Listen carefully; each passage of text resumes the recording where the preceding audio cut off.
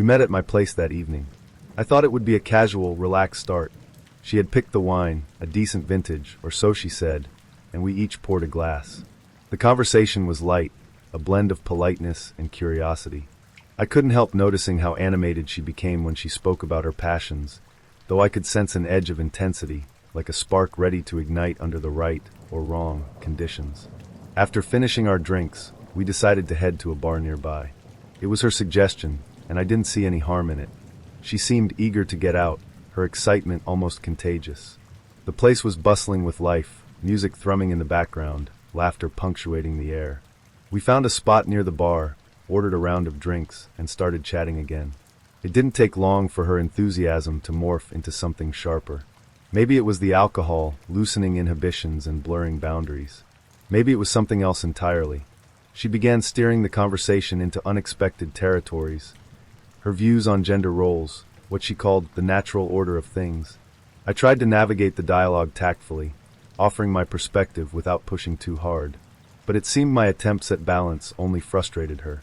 At some point, her tone shifted entirely. She laughed, though there was no warmth in it, and leaned closer to me. "You don't believe in traditional gender roles? What are you, some kind of fag?" The word hit like a slap. My mind scrambled to make sense of it. Had I misheard? Misunderstood? But her expression told me otherwise. She wasn't done. "You're such a little bitch," she sneered, loud enough for others nearby to hear. I felt the heat of embarrassment rise to my face, not because of what she said, but because of the attention it drew. I tried to defuse the situation, suggested we call it a night, but her words only grew more cutting. There was no reasoning with her. So I left. I walked out without a word, flagging down a taxi, as soon as I was outside. The cool night air hit me like a wake-up call. I slumped into the back seat of the cab, my head spinning, not from alcohol, but from the sheer absurdity of the evening. What had started as a casual meeting had spiraled into something I couldn't quite process. The ding of my phone pulled me out of my thoughts. It was her. She'd sent a text. For a moment, I considered ignoring it, but curiosity, or maybe some misguided sense of obligation, got the better of me. I opened the message. "I can't believe you are Edme," it read. My breath caught in my throat. I stared at the screen, the words blurring before my eyes. My mind reeled.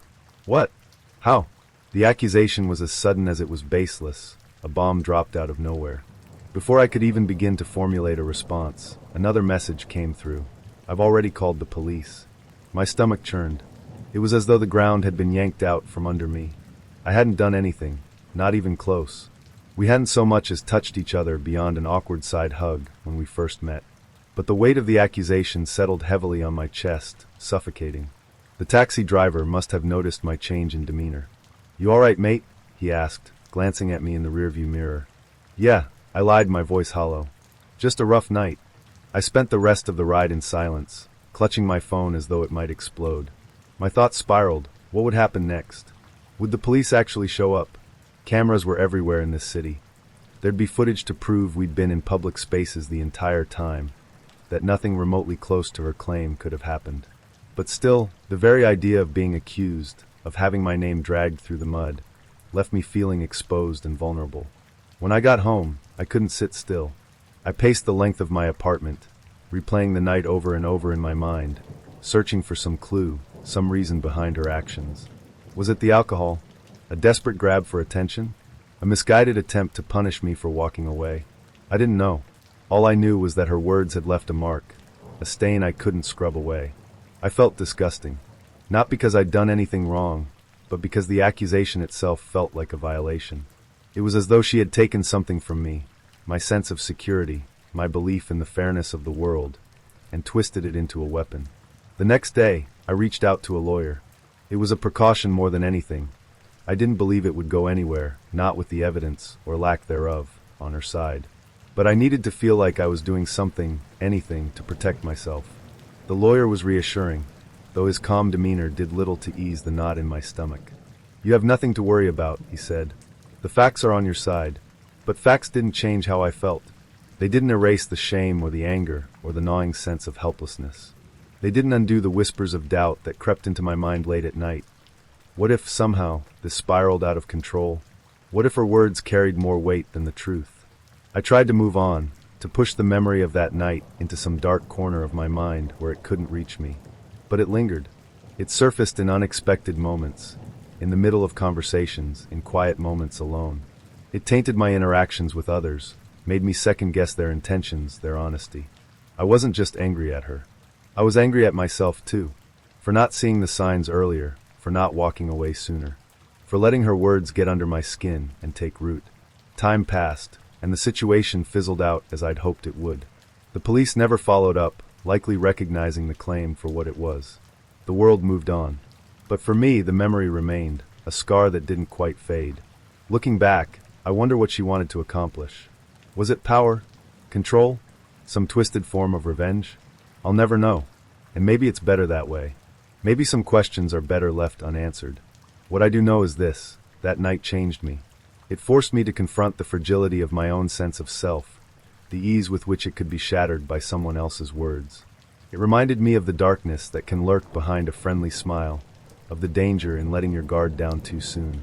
I've thought about reaching out to her, about demanding an explanation or an apology, but I doubt it would bring any closure. Some wounds don't heal through confrontation. They simply fade with time, leaving behind a reminder of what was lost and what was learned. My first date with him wasn't exactly the magical evening I'd imagined. It wasn't candlelit dinners or stargazing in some picturesque spot.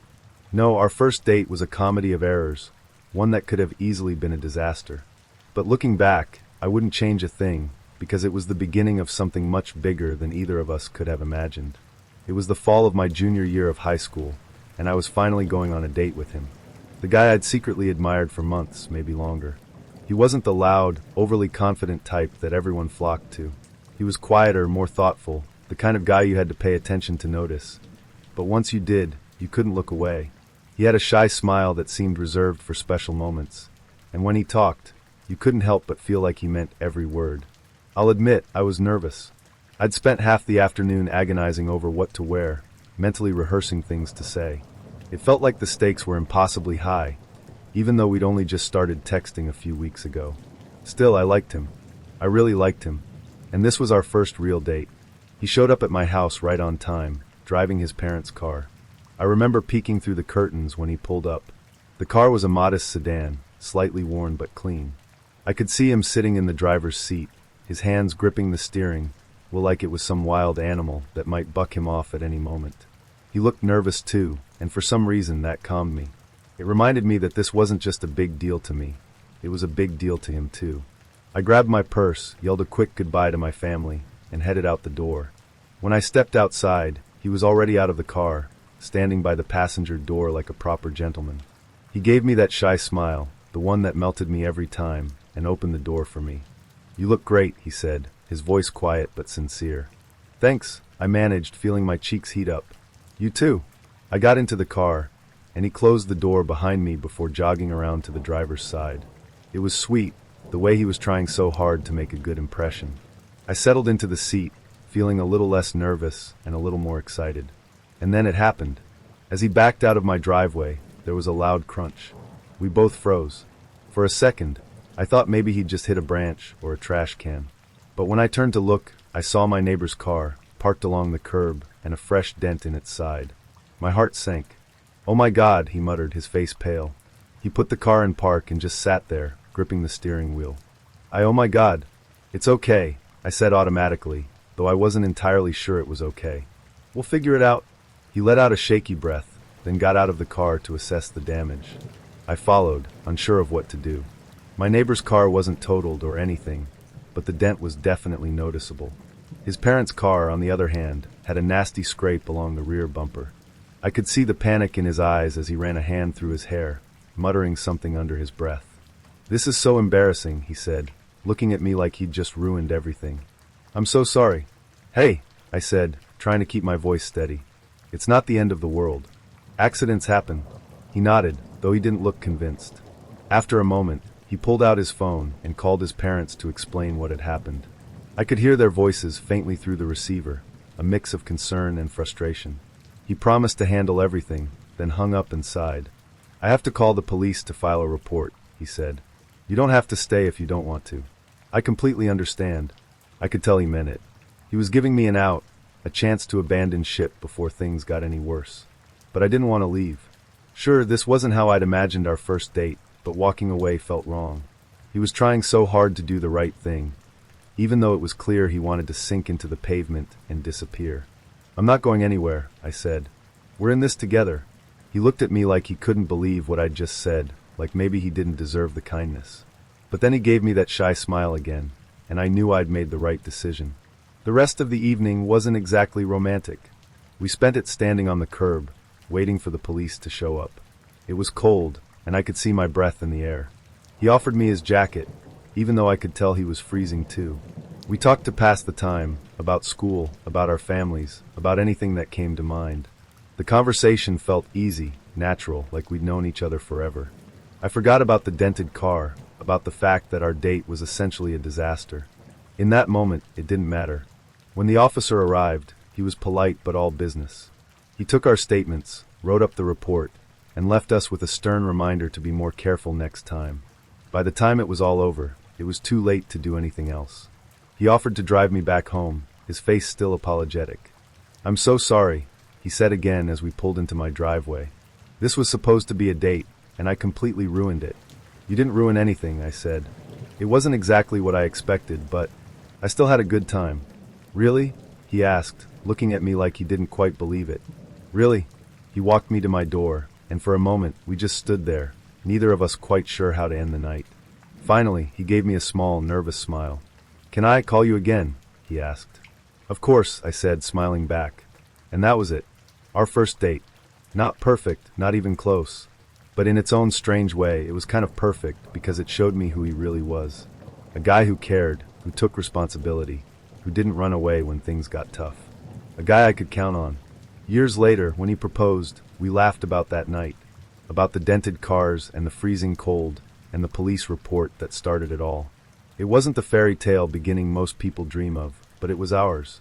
And honestly, I wouldn't change a thing. I married him. We've all had bad dates, right? This is the only date I've had to date that rang every alarm bell and waved every red flag. I'll preface this by saying I don't go on many dates, but when I do I make sure I follow safety protocol by only meeting my date in public places, let either family or friends know where I'm going, and park in a populated place close by to wherever we meet. Anyway, this date initially suggested we meet at his house to watch a movie and have a few drinks, and I said no, I don't feel comfortable with that, and I only want to meet in public. He seemed okay with this, but then brought it up a few more times, and I said if money is an issue we could meet up another time or forget about it altogether. But my date backtracked and went with my idea of meeting at a cafe I chose, that I was familiar with and equidistant to where we both lived. Anyway, he turns up in a two-door car, this detail is relevant, and goes into the cafe, and I follow behind and introduce myself. After a polite introduction, things begin to get weird. I order a Coke, and he says, "Don't you want a drink?" I was going to pop into bar, which is connected to the cafe, and get one. I say no, I'm not drinking, and he looks at me like WTF, as if I'm being unreasonable. I already explained in messages I don't drink as I'm on medication, so having to re-explain it again pissed me off. He seems disappointed and goes to order a cider from the bar while I get a table. Anyway, we sit down with our drinks, and date immediately goes on about going back to his place again, even though the original plan was to stay here and order food, and I already stated that was not happening. He says something along the lines of having a few drinks and eating at his place, and I said we don't have to eat, we can just have our drinks and leave. He gets defensive and says he has money but prefers it if we go back to his. I make a joke and say, "You're not a killer, are you?" And instead of laughing it off, he stares at me uncannily and says, "You don't think I would hurt you, do you?" I laugh uncomfortably and say, "Of course not, but really I'm relieved this date won't be going any further." Date suddenly says, "Are you going to follow me in your car because that wouldn't make sense? How about we go in my car, but I've got packages in the front, so you'll have to squeeze in the back, and I'll drop you back off to your car after." In reality, that made less sense than me following him in my own car and then driving home from this house after. The fact it was completely illogical made it even more creepy in my mind. Every alarm bell was going off at this point. I said, "Look, I don't want to go to yours, and your insistence is giving me the creeps." Date looks shocked, mumbles something about needing the toilet, and excuses himself from the table. A few moments later, I see him through the cafe window, getting into his car and driving off. Massive bullet, dodged in my opinion. Also, the fact his car didn't have back doors made it even more sinister, because imagine if something happened in the car, and I couldn't escape. TLDR, creepy date kept wanting me to go back to his house, and when I kept saying no, he finally noped out like the creep he is. I reported him on the dating app. It was a Saturday evening, and I was on my way to meet her for our first date. She was a pretty blonde, the kind of person who turned heads without even trying. I remember feeling a mix of excitement and nerves, my palms slightly sweaty as I gripped the steering wheel. I wanted everything to go well. No, I needed everything to go well. First impressions, after all, are everything. We'd agreed to meet at this cozy little Italian place downtown. It wasn't too fancy, but it had a reputation for great food and an even better atmosphere. When I walked in, she was already there, sitting at a table near the window. She looked up and smiled when she saw me, and for a moment, I forgot how to breathe. She was even prettier than I remembered, with her blonde hair catching the light and her blue eyes sparkling like she was already having fun. I tried to play it cool as I approached the table. "Hey," I said, probably a little too casually. "You've got a great spot here." She smiled again, and I felt the tension in my shoulders ease. "I figured the view would give us something to talk about if things got awkward," she joked, gesturing to the street outside. I laughed, grateful that she'd broken the ice. "Well, let's hope we don't need it." We ordered our meals, and the conversation flowed easily. She was funny, sharp, and quick with a comeback, exactly the kind of person I could see myself getting along with. As the evening went on, we started talking about family. That's when she mentioned she had a twin sister. "Wow, a twin," I said, genuinely intrigued. "What's that like?" She grinned. "It's great. We've always been close. It's like having a built-in best friend who knows all your secrets, and occasionally uses them against you." I laughed, imagining the kind of antics twins could get into. "So, are you identical?" I asked. "Yep," she said. "She looks just like me, poor thing." I chuckled at her self-deprecating humor, enjoying how comfortable she seemed in her own skin. For a moment, I thought about how cool it would be to meet her twin sister someday. But then I pushed the thought aside, reminding myself to focus on the present. After all, I was here with her, not her sister. The conversation drifted to other topics for a while, but then it circled back to birthdays. It seemed like a natural transition, given the family talk. "When's your birthday?" I asked, genuinely curious. "April 15th, she replied without hesitation. "Nice," I said. Then, without thinking, without even pausing to engage my brain, I asked, "So when's your twin sister's birthday?" The moment the words left my mouth, I knew I'd said something incredibly stupid. There was this split second where time seemed to freeze, and I could almost hear my own inner voice screaming, "What did you just say?" She stopped mid-bite, her fork hovering in the air. Slowly, she looked up at me, her blue eyes wide with disbelief. For a moment, she didn't say anything. Then she set her fork down and gave me a look. One of those looks that says, "Are you serious right now?" "Same day as mine, dummy," she said, her voice dripping with amusement. "She's my twin sister." I felt my face flush with heat, and I was pretty sure I was the color of the marinara sauce on my plate. I stammered, trying to backpedal. I don't know why I asked that. Of course, that makes sense. She burst out laughing, cutting me off mid-sentence. It wasn't a polite chuckle or a quiet giggle. It was a full-blown, can't-catch-her-breath kind of laugh. I sat there, stunned, watching her shoulders shake as she covered her mouth with her hand. I wasn't sure whether to laugh along with her or crawl under the table.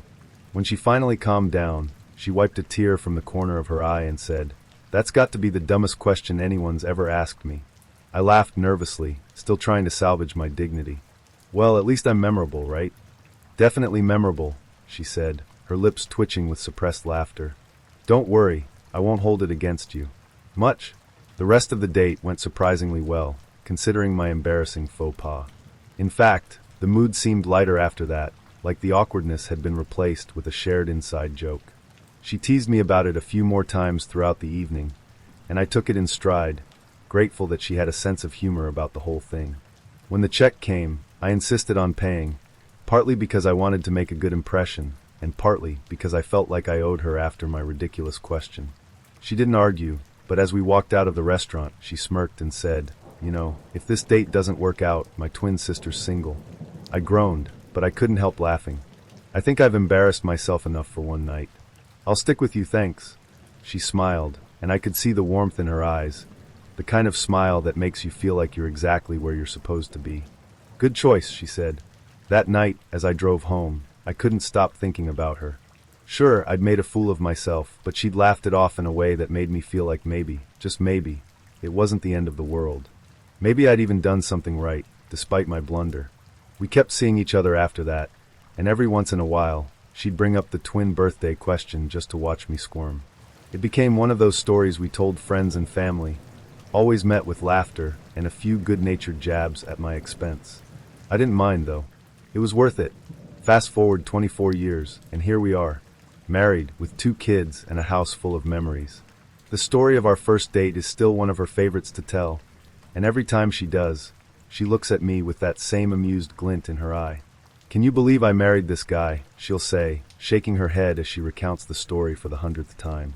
And every time, I laugh right along with her, grateful for that moment of shared laughter all those years ago. Because in the end, it wasn't about the question or the embarrassment.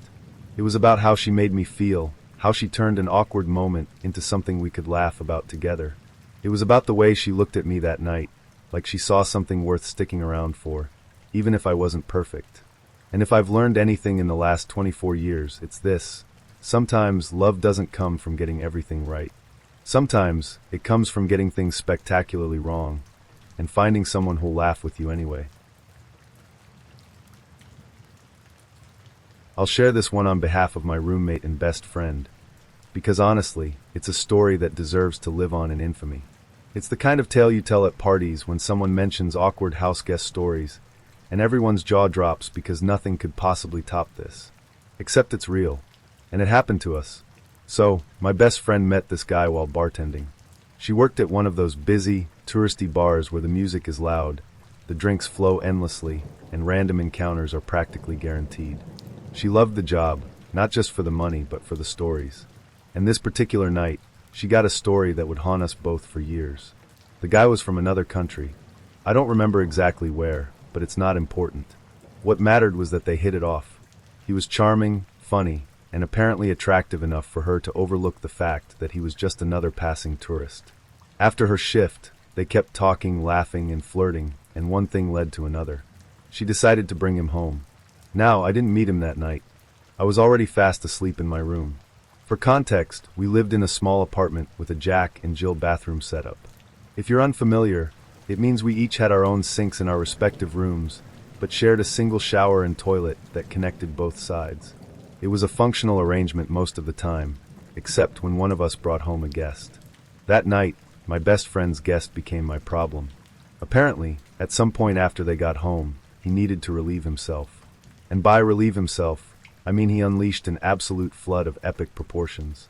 I don't know if he was drunk, half asleep, or just catastrophically bad at aiming, but the result was pure chaos. He didn't just miss the toilet. No, that would have been too simple. Instead, he managed to turn our bathroom into a splash zone. The floor was wet. The walls were wet. The toilet itself was wet. It was as if a sprinkler system had gone off, except the liquid was not water. But of course, I didn't know any of this when I got up at 4 a.m. to get ready for work. All I knew was that I was half asleep, stumbling into the bathroom in the dark, ready to pee before my long shift. The moment I sat down, though, something felt off. Something cold. Something wet. I froze. My brain struggled to process what was happening. Was the toilet seat wet? No, it couldn't be. I reached for the light switch, flicked it on, and immediately wished I hadn't. It was everywhere. Everywhere. The floor, the walls, the toilet, the seat. I don't know how one human being could produce that much liquid, or how they managed to distribute it so evenly, but there it was. It looked like he'd performed some kind of drunken, abstract art installation, using urine as his medium and our bathroom as his canvas. I screamed. Really screamed. The kind of scream that wakes people up in a panic. My best friend, bless her, came rushing to the door on her side of the bathroom, still half asleep and disoriented. She opened it, and I let her have it. "Your guy peed everywhere," I yelled, gesturing wildly to the crime scene. "It's on the walls. The floor. The seat." I sat in it. She blinked at me, her brain clearly struggling to keep up. Then slowly the horror dawned on her. She glanced at the bathroom, then back at me, and said the only thing she could think of, "Oh my God. I'm so sorry. Sorry? Sorry." I was not my best self at that moment. You need to clean this up. Right now. Both of you. I slammed the door shut and jumped in the shower, trying to scrub away the memory of what had just happened. As I stood under the scalding water, I could hear her on the other side, trying to rouse her guest. But he wasn't having it. Apparently, he was still fast asleep, or pretending to be, because let's be honest, no one wants to deal with that kind of mess at 4 a.m. To her credit, my best friend didn't leave me hanging. While her guy continued snoozing away in blissful ignorance, she got on her hands and knees and started cleaning up the disaster he'd left behind. I could hear her muttering under her breath as she scrubbed the floor, the walls, the toilet.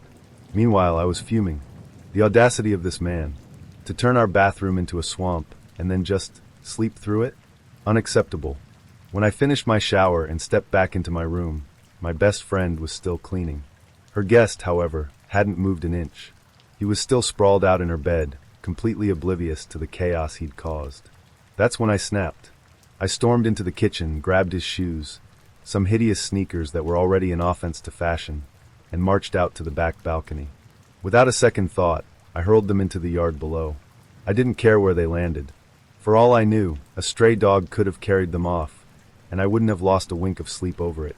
When my best friend finally finished cleaning, she came into my room, looking equal parts exhausted and apologetic. "I'm so sorry," she said again. "I'll deal with him in the morning. Are you okay?" I took a deep breath, trying to rein in my temper. "I will be. But he's never setting foot in this apartment again." She nodded. "Agreed." The next morning, her guest woke up none the wiser. He eventually noticed his shoes were missing and asked where they were. My best friend, without missing a beat, told him, "Oh, they had an accident. You might want to check the yard." He left shortly after that, and we never saw him again. To this day, we still laugh about it, though at the time, it felt more like a nightmare than a comedy. It's one of those stories we tell when people ask about our worst houseguest experiences, and it never fails to get a reaction. I wasn't my best self that night, but honestly, neither was he. It was a warm summer night, we were 15, and we were in love. No wait, scratch that, we were 15 and wanted to grind crotches. That's the one. I was over at my friend's place chilling out, he was playing Diablo 2, and I was on the other computer chatting on MSN, when lo and behold, she logged on. After some small talk, I mentioned I was in town at Joe's, pseudonym, place, and she said I should come over to her house. We had talked beforehand about sex and fooling around, made out a bit, and we both wanted to screw, but parents etc. kept getting in the way. I told Joe that I was going to go and try to get laid, and he was understandably supportive. And with that, I was off into the night. It was midnight or shortly after, cloudy but hot out, and the orange glow from the city lit up the night remarkably well. As I walked and pondered the possible events to come, I was accompanied by the distant yet booming sound of thunder. I really should have noticed the smell of rain in the air. I made quick work of the several blocks between us and came to her house, going to her bedroom window as was previously directed. Knock knock, she came to the window with a finger to her lips, wearing a black bra and pink underwear, and pointed down. My eyes followed her gesture to the still form of her young brother, lying on her bedroom floor. She preempted my curiosity with, "He gets afraid of thunderstorms, so he is going to sleep in here tonight." To which I asked with more of a look of disappointment and confusion than words, "But I wanted to plow you, all romantic-like." Her smile told me I was still in business.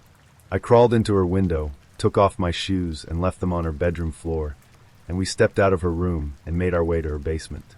The lights were out, as we did not want to wake her religious parents, but she knew her way around, and led me past the table to her couch. After a few minutes of pathetic teenager make-out and pawing, things got serious, and I was awarded my first blowjob. It goes without saying that it was fantastic, as I have only had one bad BJ in my entire life. Horror story for another day, perhaps. And after a while I returned the favor to her. After the foreplay, we moved on to the sex. Being the responsible young adult that I was, I had brought 2 condoms, and being the retarded young adults that we were, she advised I wear them both for extra protection, and I did. Cue worst sex ever. But I'm fairly sure it did happen. In the throes of passion, we were totally unaware that the distant rumbling of thunder had become the storm of the year directly above our town, and the rain and thunder eventually tore our attention away. Wait a minute, that doesn't sound like rain. That sounds like footsteps. To this day, I have yet to see anyone do anything faster than that Christian girl get dressed. She was dressed and tugging at my arm before I had my pants fully done up. So I grabbed my shirt and my socks, and she dragged me up the stairs and across the common room. Well, mostly across. About halfway down, the telltale flicker of flashlights descends the stairs. Turns out the power had been knocked out by the storm. Not having enough time to get to her room without being seen, she shoved me into the bathroom beside us and went to address her parents as I climbed into the shower stall and cowered. Outside I heard them conversing. Her parents, having no suspicions, were quite calm, just asking how her and her brother were doing. Fine. Okay, well then we're going to go back to bed, try and get some sleep. Phew, I'm in the clear. Her dad utters a phrase I won't soon forget. I am just going to use the bathroom before we go, and steps into my hiding place. Placing the flashlight on the bathroom counter, beam up, I see the silhouette of a large man walk over to within 3 feet of me and take a piss. I'm fairly sure my heart stopped beating, just to make sure he couldn't detect me at all. He finishes, wastes his one flush. Come on, people. When the power is out, follow the mantra. If it's brown, flush it down. If it's yellow, let it mellow. And departs. Parents leave, she comes and gets me, we both shit bricks. And then we continue into her room, so I can GTFO ASAP. I get fully dressed, and am sitting on the edge of her bed putting on my last sock when both of our eyes shoot to the bottom of her bedroom door. Flashlights. I quickly discern that I don't have the time to get out the window undetected, but spot that her bed has a fairly decent rise to it, and luckily for me, was uncluttered underneath. I drop to the floor and ninja vanish mere moments before her parents enter her room. Again, inconsequential chit-chat, and I feel like I am in the clear. I sigh a breath of relief and let my head rest on her carpet, looking out into the room. Directly into the eyes of her 5-year-old brother lying on the floor, now wide awake and staring into my soul. I'm done. I'm busted. I'm dead. Christian father kills horny teenager is going to be the headline in the newspaper the next day, guaranteed. A million options flash through my mind until I decide on a brilliantly simple choice. Bringing one finger up to my lips, I make the sign for silence and secrecy. Thank FSM for the playful naivety of children, because he simply smiled and returned the gesture. Her parents departed, and shortly after, so did I, to enjoy my walk home in the pouring hot summer rain, with ample time to ponder how close I came to a serious shit beating. Worth it. It started as all good first dates do, with weeks of build-up. We worked together, which added a layer of complexity to the whole situation, but also made it undeniably exciting. For weeks, we'd been shamelessly flirting in that way you do when you're trying to gauge if someone likes you back without being too obvious. Every shared glance, every witty comment, it all built up to this moment.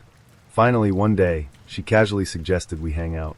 Outside of work, I mean, she said, her tone deliberately nonchalant, but her eyes giving her away. I tried to play it cool, but internally I was already planning the date. We set it for the weekend, and she offered to drive. Everything felt easy and natural, the way it does when you just know the chemistry is there. The date itself was perfect. It wasn't one of those stiff, awkward affairs where you're both nervously trying to fill the silence. No, this was one of those rare dates where the conversation just flowed effortlessly, like we'd known each other forever. We talked about everything, our favorite books, childhood memories, the stupidest things we'd ever done. She had this way of laughing that made me want to say something funny just to hear it again. We spent hours hopping between spots, dinner, dessert, a walk through a quiet park. Every stop felt like an extension of the last, like neither of us wanted the night to end. Time slipped away without us noticing, and before we knew it, we were sitting in her car in front of my house. It was late, but neither of us wanted to leave. The conversation was still going strong, and it felt like if we kept talking, the night could stretch on forever. I remember how the streetlights cast a soft glow inside the car, highlighting her smile and the way she'd twist a strand of hair around her finger when she was deep in thought. We weren't just having a conversation. We were in our own little world, completely wrapped up in each other. But, of course, reality has a way of sneaking in. We both had a work meeting the next morning, and as much as I didn't want the night to end, I knew I had to get some sleep. Reluctantly, I said, well, I should probably head in. Early morning and all. She smiled, though there was a hint of hesitation in it. Yeah, I get it, she said softly. It's late. I reached for the door handle, still feeling the warmth of the night between us. As I opened the door, I turned back and said, see you tomorrow. And that's when it happened. She looked at me, her cheeks slightly flushed, and said in the sweetest, most vulnerable voice, "I can't wait that long." For a split second, her words hung in the air, and I had a chance to understand what she meant. But did I? No, of course not. I was already halfway out of the car, my mind focused on getting inside and collapsing into bed. Without thinking, without processing her tone, her expression, or the courage it must have taken to say those words, I replied, "Well, you're gonna have to." And then I slammed the car door. I still remember the sound of that door closing, echoing in the quiet street. As I walked up to my house, I felt this faint nagging sensation, like I'd missed something important. But I brushed it off. The date had gone great, hadn't it? We'd had fun, we'd connected, and we were going to see each other at work tomorrow. Everything was fine. It wasn't until the next morning that the realization hit me, like a freight train. I was sitting in the meeting, sipping my coffee and trying to stay awake, when she walked in. She gave me a polite smile, but it wasn't the same as before. There was a subtle shift, a coolness that hadn't been there the night before. And that's when it clicked. Her words replayed in my mind. "I can't wait that long." She wasn't talking about the meeting. She wasn't just saying goodnight. She was hinting, making herself vulnerable, letting me know she wanted to stay in that moment with me a little longer. And what had I done? I'd told her she'd have to wait. Like some clueless idiot, I'd taken her words at face value and shut the door, literally, on what could have been a perfect ending to a perfect night. I wanted to crawl under the table and disappear. How had I missed something so obvious?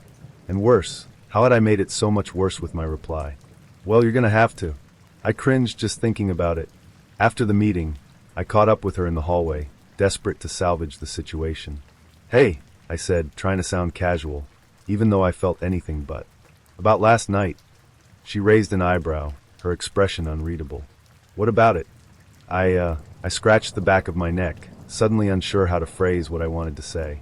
"I think I might have misunderstood something you said." Her lips twitched, like she was holding back a smile. "Oh, yeah.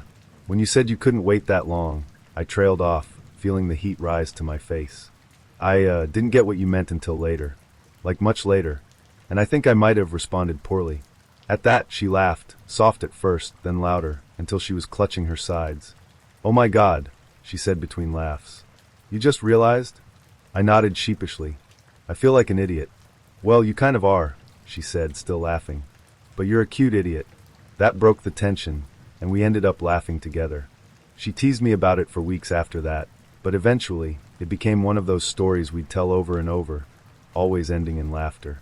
Years later, when we told the story at our wedding, she made sure to emphasize the part where I slammed the car door in her face. "He had no idea I was flirting," she told the guests, shaking her head.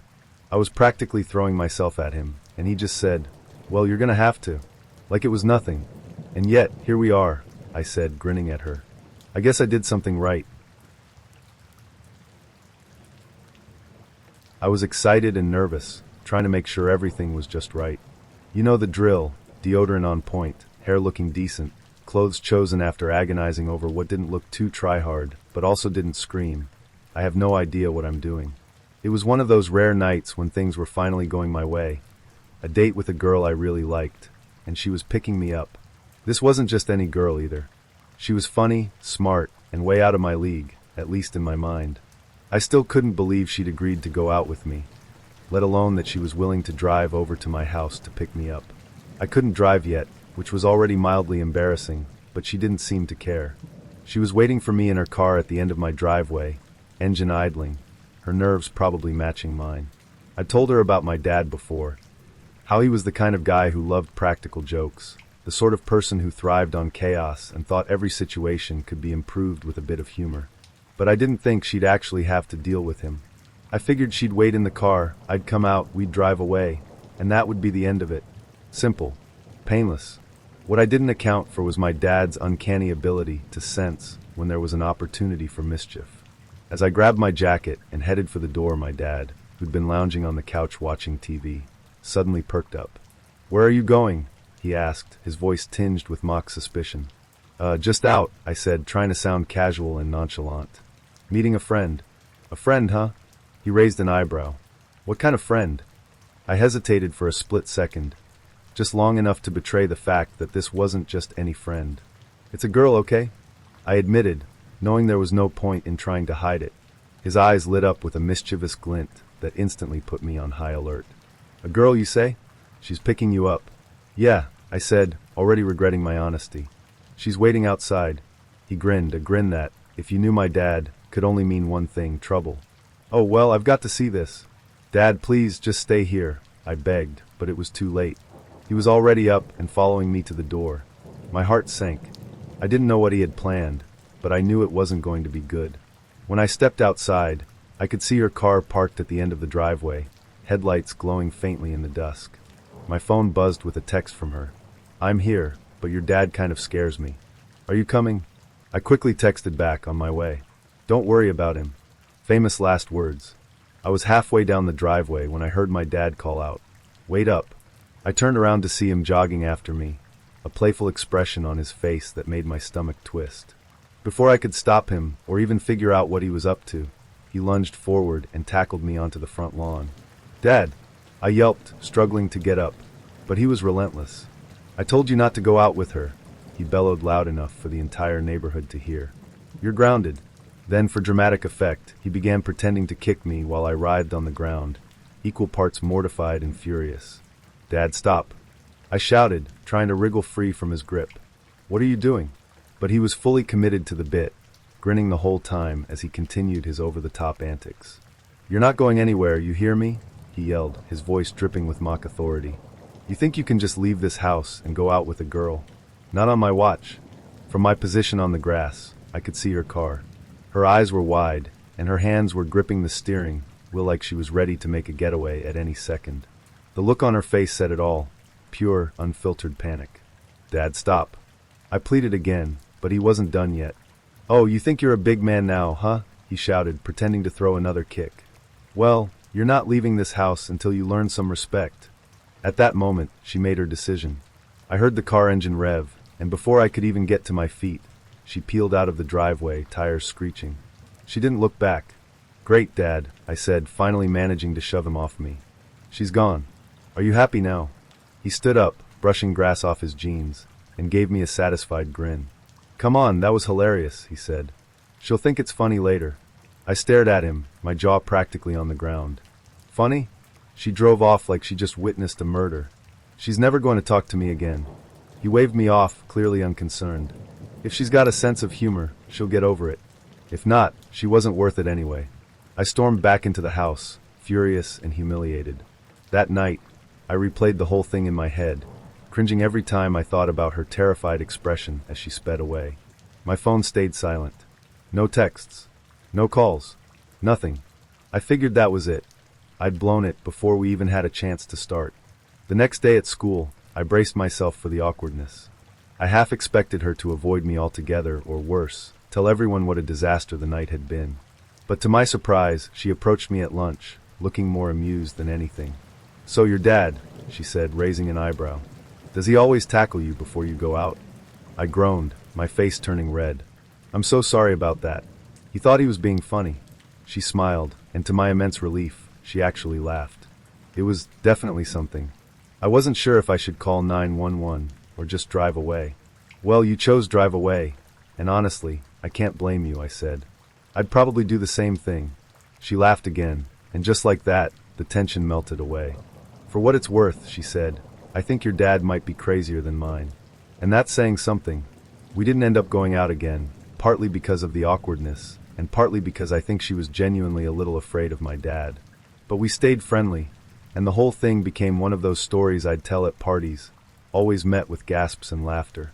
Looking back, I can appreciate the sheer absurdity of the situation. My dad's antics were mortifying in the moment, but now I see them for what they were. His weird, over-the-top way of showing he cared. He wanted to make sure I didn't take myself too seriously, even if it meant scaring off my date in the process. So thanks, Dad. You definitely succeeded in making that night unforgettable. We'd been hanging out for ages. One of those friendships where you're not really sure when it started, but suddenly you're spending all your free time together. He was a classic nerdy guy, the kind who wore his love for gaming and sci-fi on his sleeve. And I liked that about him. We'd spent countless hours playing StarCraft, debating the finer points of strategy, and trash-talking each other in the kind of way that only good friends, or frenemies, can. Over time, I started to feel like maybe this thing between us could be something more. There were these little moments, him waiting for me after class, the way he smiled when he saw me, the way he introduced me to his hobbies like I was already part of his world. I liked him, and I thought he liked me. So when he asked if I wanted to go to a Magic, the Gathering tournament with him one Saturday, I thought, why not? I wasn't a huge Magic player, but I'd dabbled enough to know my way around a deck. And honestly, the idea of spending a whole day doing something he loved sounded fun. Plus, tournaments seemed cool in that geeky, high-energy kind of way. I was all in. We got to the game shop that morning, and I could tell he was in his element. He was chatting with the regulars, pulling out his deck like he was ready to dominate, and explaining the tournament rules to me like I hadn't already skimmed them online. It was cute. I registered, built my deck, and jumped in. What I didn't expect was to do, well, I don't know if it was beginner's luck or just a solid strategy, but I advanced through the rounds with relative ease. I could tell he was a little surprised, and maybe a little annoyed, but he didn't say anything at first. Then we got matched up against each other. I tried to play it cool, cracking a few jokes as we shuffled our decks. "Don't hold back," I said, grinning. "I'm ready." "Oh, I won't," he replied, though his tone was less playful than usual. The game started, and I could feel the tension in the air. It was one of those matches where every move felt like a chess game, and for a while it was neck and neck. But then I got lucky, pulled the right cards at the right time, and managed to edge him out for the win. I was thrilled. I didn't gloat or anything, but I couldn't help smiling as I extended my hand and said, "Good game." He didn't take it well. What started as some muttered grumbling quickly escalated into a full-blown tantrum. He slammed his cards down, accused me of being too lucky, and refused to look at me. Other players started glancing over, clearly uncomfortable. I tried to laugh it off, saying, "Hey, it's just a game," but he wasn't having it. By the time the round ended, he was sulking at a table in the corner, refusing to talk to me. When the tournament wrapped up, I walked over and asked, "Hey, are you ready to go?" "No," he snapped. "Find your own way home." I stared at him, dumbfounded. Was he seriously this mad over a card game? "You can't just leave me here," I said, trying to keep my voice steady. "You're my ride." "Not my problem," he muttered, crossing his arms like a petulant child. Thankfully, the guy behind the counter overheard the whole thing. He leaned over and said, "Come on, man. Don't be like that. Take her home." With some grumbling and eye-rolling, he finally agreed. I climbed into the passenger seat, the tension in the car so thick you could cut it with a knife. We drove in total silence, the kind of silence where even turning on the radio feels like a risky move. I was half wishing I'd called my parents to come get me instead, but at least I'd be home soon. Or so I thought. About halfway home, the speedometer started creeping up. He was clearly still fuming, and now he was taking it out on the gas pedal. I glanced at him nervously. "Hey, maybe slow down a bit," I suggested. "Why?" he snapped. "It's not like I'm doing anything wrong." I opened my mouth to reply, but before I could, we saw the flashing red and blue lights in the rearview mirror. A sinking feeling settled in my stomach. "Great," he muttered, pulling over to the side of the road. "Just what I needed." The officer approached the driver's side window, calm and professional. "License and registration, please." That's when things took a turn from bad to worse. Instead of handing over his documents like any sane person would, Date Guy decided to argue. He started raising his voice, demanding to know why he'd been pulled over, saying it was unfair, that he wasn't speeding. He absolutely was. The officer remained polite but firm, telling him to step out of the car. At this point, I was in tears. Between the tension from the tournament, the awkward silence, and now this, I was completely overwhelmed. I just wanted to go home. The officer noticed and leaned down to talk to me. "Are you okay, miss?" he asked gently. I nodded, though I'm sure I looked anything but okay. I just want to go home." The officer sighed, clearly exasperated with Date Guy's behavior. "I'm going to call your parents to come pick you up," he said. "You don't need to be stuck here while I deal with him." I nodded again, grateful for his kindness. Meanwhile, Date Guy was pacing on the side of the road, throwing his hands up and shouting about how this was ridiculous and unfair. The officer eventually led him to the back of the squad car, where he sat glaring at me through the window like this was somehow my fault. When my parents arrived, I had to explain the entire debacle. How we'd gone to a tournament, how I'd beaten him, how he'd thrown a fit, and how this whole mess had spiraled out of control. My mom gave me a sympathetic look while my dad muttered something about boys being idiots. They drove me home, and I spent the rest of the night replaying the disaster in my head. The next day at school, I avoided him like the plague. I wasn't sure if he was embarrassed or still mad, but honestly, I didn't care. I'd written him off completely. We still had a couple of classes together, but we never spoke again. Looking back, it's almost funny, almost. It's definitely a story I've told a dozen times, always with a mix of disbelief and secondhand embarrassment. Worst date of my life, no question. And all because one guy couldn't handle losing. When I was about 25, I lived on the Toronto Islands, which, if you're unfamiliar, is a little slice of paradise right across the water from the city. Life there was peaceful, quiet, and full of moments that made you stop and appreciate how unique it was, like taking the ferry every time you wanted to go into the city. Sure, it wasn't the most convenient, but it added a bit of charm to daily life. One night, I was on the ferry heading into Toronto, and as I sat down, I noticed her.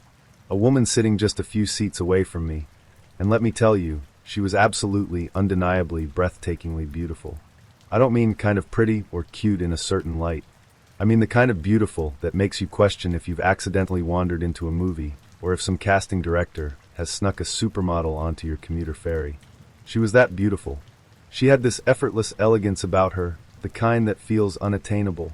You know, the kind where even if you wore the exact same outfit, you'd still look like you got lost in a thrift store. I couldn't help but glance over at her, trying not to stare but failing miserably. I was 25, single, and already imagining how this could be one of those meet-cute stories people always talked about. As the ferry pulled into the city, the skies opened up, and it started pouring rain, because apparently, the universe decided this story needed a dramatic twist. I didn't have an umbrella, but I did have my car parked nearby, so I saw my moment. I gathered up my courage, walked over to her, and said something smooth like, "Hey, it's raining. Want a ride?" To my surprise and relief, she said yes. It was a short drive to her place, but it felt like the kind of ride you remember forever. She was funny, kind, and yes, still ridiculously beautiful. When we pulled up to her apartment, I figured that was the end of it, but just as she was about to get out of the car, she turned to me and said, "Hey, do you want to go out sometime?" My brain nearly short-circuited. Sure," I said, probably sounding a little too eager, but not caring in the slightest. She smiled, thanked me for the ride, and disappeared into her building. For the next week, I replayed that interaction over and over in my head, telling myself that I'd somehow managed to impress this stunning woman enough for her to ask me out. And then, like a dream come true, she called me. She suggested we go bowling, a bit of a curveball, no pun intended. But hey, who was I to question her?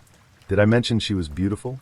The night of the date arrived, and I showed up at the bowling alley near her place, equal parts excited and nervous. And there she was, waiting for me, just as stunning as I remembered. If anything, she looked even better. I was practically floating as we made small talk, got our shoes, and picked a lane. Everything seemed great. I felt like I'd hit the jackpot, until I made the mistake of asking her, "Hey, can I grab you a drink?" Her answer was casual, but unexpected. "Oh no," she said. "My religion doesn't allow me to drink." "Okay, no problem. Not a deal breaker." "No worries," I said. "How about a soft drink?" She shook her head. "I don't eat any sugar." "Ah," I said, my enthusiasm dipping ever so slightly. "Coffee?" "No, I don't drink caffeine." I paused, mentally running through my list of potential options. "Tea?" "Nope, no tea either." At this point, I was running out of ideas. "Water?" She smiled. "Just plain water, thanks." I nodded, trying to hide my growing unease.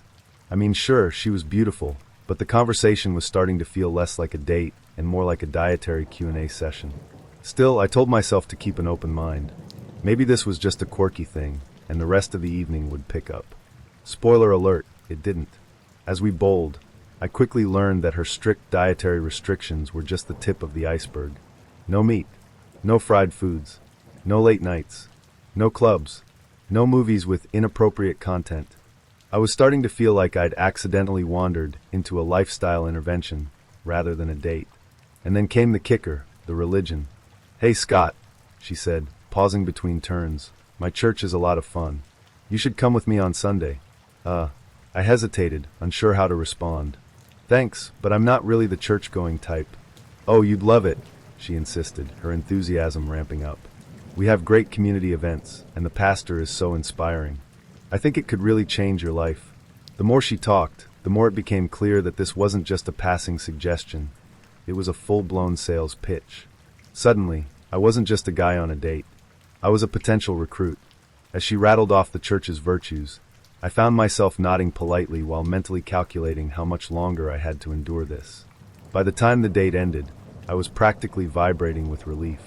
I'd spent the entire evening trying to find some common ground, but it felt like every conversation was a dead end.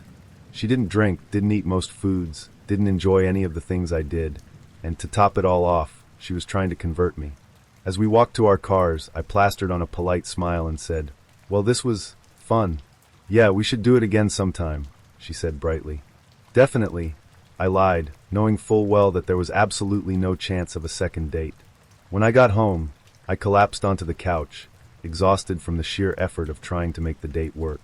For a while, I stared at the ceiling, wondering how something that had started so promisingly could have gone so spectacularly wrong. To this day, I still think about that date every now and then, not because it was great, but because it was the perfect lesson in how appearances can be deceiving. She was, without a doubt, one of the most beautiful women I'd ever met. But sometimes, beauty isn't enough to carry a conversation, let alone a relationship. Never in my life have I been so relieved that a date was over. When I was 17, I finally worked up the courage to ask out Jessica, a girl from my class. She wasn't just any girl. Jessica was one of the most popular girls at school, a star volleyball and basketball player. She had this confidence about her that I couldn't help but admire, and of course, she was undeniably pretty. She seemed to always light up a room when she walked in, and somehow, I'd convinced myself to ask her out. To my surprise and utter shock, she said yes. Now, let me set the stage for you. This wasn't just a date with a popular girl. This was my first date ever. I didn't have the benefit of experience to fall back on, nor did I have an older sibling to coach me through it. It was just me, my nerves, and my ambitious plan. I knew I couldn't take her to a movie or go bowling. Those were too ordinary, too uninspired. If I wanted to make an impression, I had to do something different. Something memorable. So what did I come up with? Snowmobiling. I figured taking her up and around Mount Sopris would be a great idea. The mountain was practically in my backyard near Aspen, Colorado, and the setting couldn't have been more perfect. Beautiful snow-covered trails, crisp mountain air, and endless sunshine. I imagined us zooming through the powder, her laughing behind me, the two of us making memories that would last forever. It was foolproof, or so I thought. The day of the date arrived, and I was equal parts excited and terrified. Her dad dropped her off at my house, and I remember feeling the weight of his protective glare as she got out of the car. He didn't say much, but his expression said everything. Don't screw this up. Jessica, on the other hand, was all smiles. She looked effortlessly cool in her winter gear, and her enthusiasm was contagious. As she hopped into my truck, I could hardly believe this was actually happening. My snowmobile was hitched to the back, the sun was shining, and everything seemed to be falling into place. The drive to the mountain was quiet. Not because of her. Jessica was chatty and asked me lots of questions about snowmobiling, the mountain, and whether I did this kind of thing often. Spoiler, I didn't. But when I get nervous, I don't talk much. Words felt clumsy in my mouth, and I was terrified of saying something stupid. Instead, I focused on the road, nodding and answering in the shortest sentences possible. She didn't seem to mind too much, though, because she kept the conversation going anyway. Once we got to the trailhead, I unloaded the snowmobile, gave her a quick rundown on safety, and we hit the trail. For the first few miles, it was everything I'd hoped for. Jessica was sitting behind me, her arms wrapped around my waist. Her laughter carried on the wind as we cruised through the snowy trails. It was like a scene out of a movie. I couldn't believe my luck. This was a great idea, she shouted over the roar of the engine, grinning from ear to ear. Yeah, I called back, trying to sound nonchalant. Inside, I was doing cartwheels. This was going better than I'd ever dreamed. But then, as you might have guessed, things took a turn. About 5 miles in, I decided to show off a little. In hindsight, this was my first mistake. I veered off the trail into some deep powder, thinking it would be fun to carve through untouched snow. For a moment, it was thrilling, until the snowmobile sank and came to a dead stop. We were stuck. And not just a little stuck. I'm talking about buried in deep powder, won't budge no matter how hard you try kind of stuck. Jessica climbed off the snowmobile and looked at me, her cheerful expression faltering just slightly. Is this supposed to happen?" Nope, I admitted, my face burning with embarrassment. I tried to laugh it off. But don't worry, I'll get us out. I spent the next hour digging, lifting, and cussing under my breath. I was determined to fix this and salvage the date, but the more I tried, the worse it got. The snowmobile wouldn't budge, and I didn't have the tools or the experience to free it. The sun was starting to dip lower in the sky, casting long shadows across the snow, and I knew we were running out of time. Finally, I had to admit defeat. I think we'll have to walk back, I said, unable to meet her eyes. Jessica didn't say much, just nodded and started following me back toward the truck. At first, I tried to make small talk to lighten the mood, but it was clear neither of us was feeling very chatty. Most of the walk was spent in awkward silence, broken only by the crunch of our boots in the snow.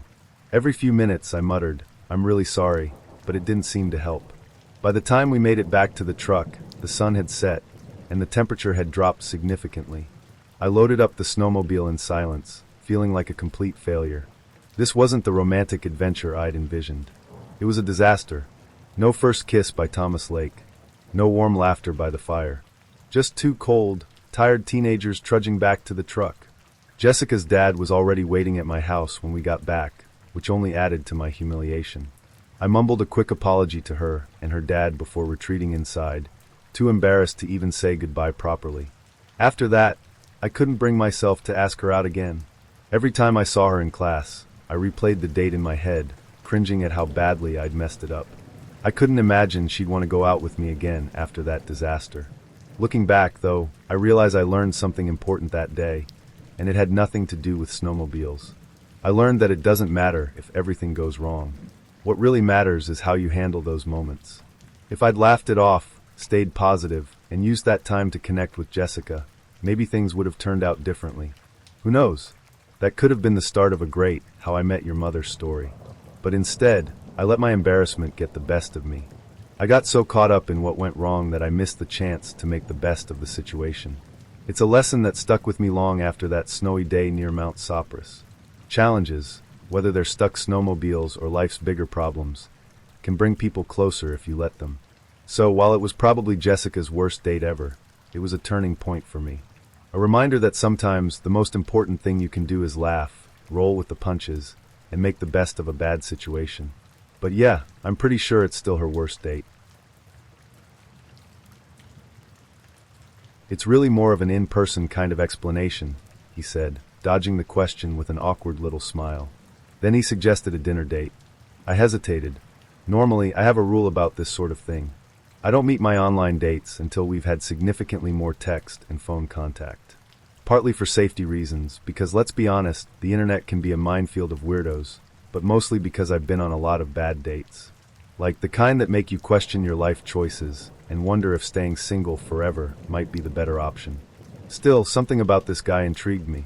Maybe it was his honesty, or at least what I thought was honesty. He mentioned he was living in his friend's spare room because he'd hit a few speed bumps in life. I got that. I'm no stranger to speed bumps myself.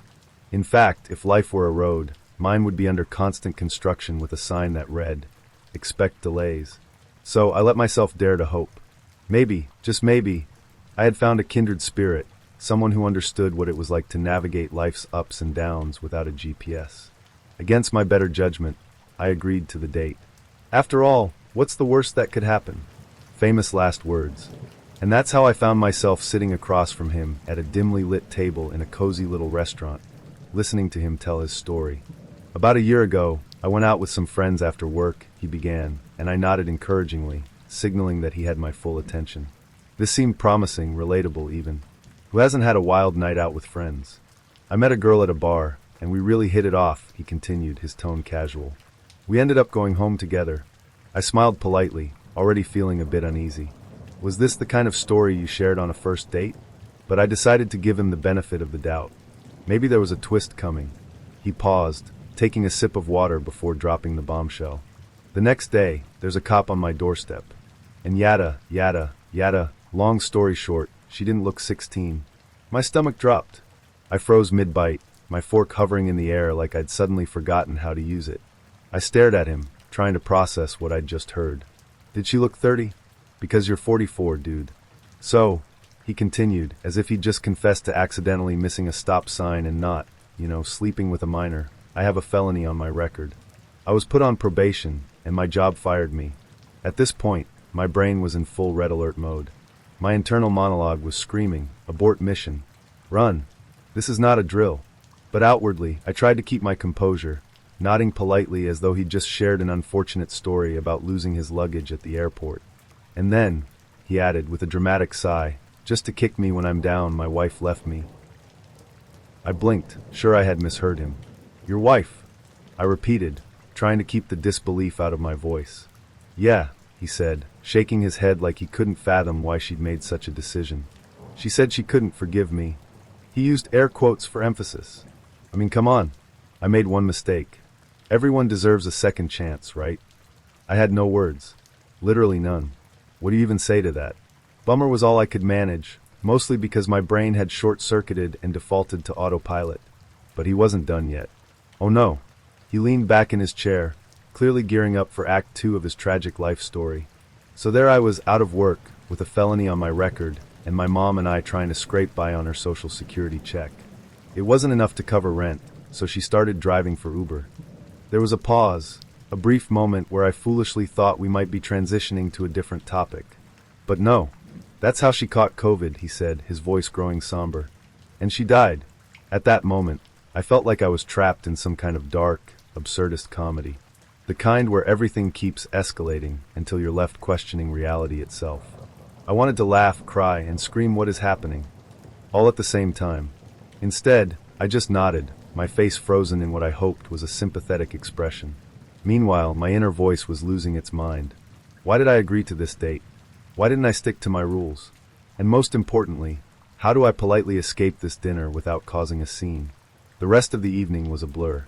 I think I muttered some variation of "that's tough" or "I'm so sorry" a dozen times, all while trying to inch closer to the end of the meal.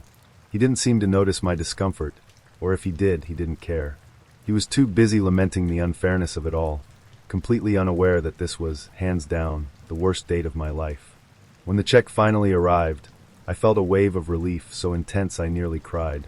I paid my half, thanked him for the lovely evening, and practically sprinted to my car. Once I was safely inside, I sat there for a moment, staring at the steering wheel and replaying the evening in my head. How had it gone so wrong so quickly? Needless to say, there was no second date. Looking back, I can almost laugh about it. Almost. It's the kind of story you tell your friends over drinks, and they react with a mix of horror and disbelief, saying things like, "Wait, he actually said that, and you're making this up, right?"